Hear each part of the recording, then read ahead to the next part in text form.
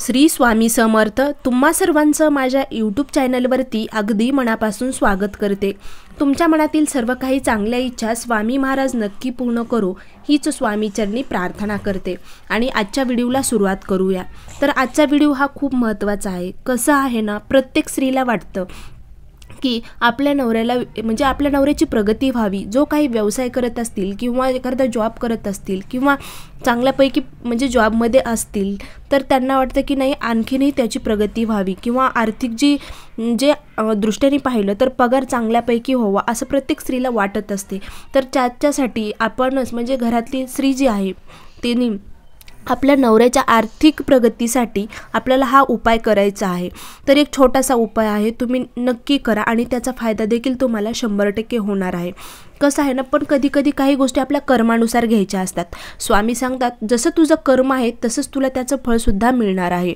त्यासाठी आपलं कर्म तर चांगलंच पाहिजे, पण कितीही संकट आले कितीही काही अडचणी आल्या तरी आपण एकमेकांचीच आधार सोडायचा नसतो, तो म्हणजे पती पत्नी। ते दोघं कितीही अडचण आले म्हणजे कितीही आपल्या जीवनामध्ये अडचणी आल्या तरी पण कर्मासोबत आपण आपल्या एकमेकांचा आधारसुद्धा कधीच सोडायचा नसतो। म्हणजे कसं, कर्म तर आपल्याला चांगलं करायचंच आहे, पण संकट आले तरी पण एकमेकाचा आधार धरून त्या संकटाचा सामना करायचा आहे। म्हणजे स्वामी म्हणतात जीवनाचा सार समजून संसार करायचा असतो। संसाराचा गाडा नीट सावरायचा असेल तर दोघांकडे अहंकारपणा मीपणा सुद्धा सोडला पाहिजे। त्यासाठी आपण अहंकारपणा आणि मीपणा आपल्या संसारामध्ये येऊ द्यायचा नसतो। तर प्रत्येक स्त्री मग तुम्ही जॉब जरी करत असाल तरी पण आपण आपल्या नवऱ्यासाठी एक प्रगती व्हावी म्हणून हा उपाय अतिशय सोपा आहे। घरच्या घरी आपल्याला हा उपाय करायचा आहे। प्रत्येक वेळेस आपण आपल्या घरातील आर्थिक परिस्थितीसाठी असो किंवा लक्ष्मी प्राप्तीसाठी होतो, त्याचबरोबर आपण आपल्या स्वामी महाराजांची सेवा करत असतो आणि त्याचबरोबर आपल्याला त्याचं फळसुद्धा मिळत असतो। त्याचप्रमाणे ही एक छोटीशी सेवा आहे जी आपल्याला आपल्या घरामध्ये करायची आहे, जेणेकरून आपल्या घरातील आर्थिक नुकसान होत असेल किंवा आपल्या पतीची प्रगती होत नसेल किंवा आपल्या मुलांची प्रगती होत नसेल, मुलांना कुठे भरपूर एज्युकेशन झालेलं आहे पण जॉब कुठे मिळत नसेल तर त्यांनीसुद्धा हा उपाय केला तरी जमतो आणि त्यांना 100% फळसुद्धा त्याचं मिळणार आहे। अतिशय सोपा उपाय आहे। तुम्हाला 21 दिवस हा उपाय करायचा आहे। तर सर्वात प्रथम तुम्हाला काय करायचं आहे की एक सुपारी घ्यायची आहे। आता सुपारी म्हटल्यानंतर देवाची सुपारी वेगळी असते आणि खायची सुपारी वेगळी असते। तर खायची सुपारी न घेता आपल्या देवाची सुपारी म्हणजे जी बरडी सुपारी, आपण पानाचा विडा ज्यावेळेस देवासमोर ठेवतो त्यावेळेस आपण देवपूजेतली सुपारी म्हणजे घेत असतो। तर ती सुपारी तुमच्याकडं असेल तर तुम्ही घ्या। नवीन कोरी सुपारी म्हणजे त्याची पूजा अगोदर केलेली आहे अशी सुपारी आपल्याला घ्यायची नाही। नसेल तर तुम्ही दुकानातून जिथे की पूजेची सामग्री भेटते त्या दुकानामध्ये तुम्हाला ती सुपारी मिळून जाईल आणि ती सुपारी तुम्हाला आणायची आहे। कधीही आणू शकतात, जेव्हा तुम्हाला शक्य होईल त्यावेळेस तुम्ही ती सुपारी आणा। म्हणजे असं गुरुवारीच आणा किंवा बुधवारीच आणा किंवा मंगळवारीच आणा, ही सेवा नाही, तुम्ही कधीही तुम्हाला वेळ भेटेल त्यावेळेस तुम्ही ही सेवा करू शकता।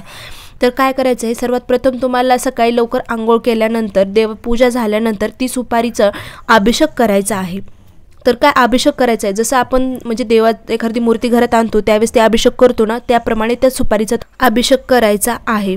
आणि त्यानंतर काय करायचं आहे, ती सुपारी आपल्याला देवघरामध्ये ठेवायची आहे। त्यानंतर त्याला हळदी कुंकू लावायचं आहे, अक्षदा फूल आणि त्याचबरोबर उदबत्ती ओवाळायची आहे, आरती ओवाळायची आहे। आणि नंतर तुम्हाला 21 दिवस दररोज त्या म्हणजे सुपारीची पूजा करायची आहे आणि एक वेळेस तुम्हाला श्री सुक्तम म्हणायचं आहे।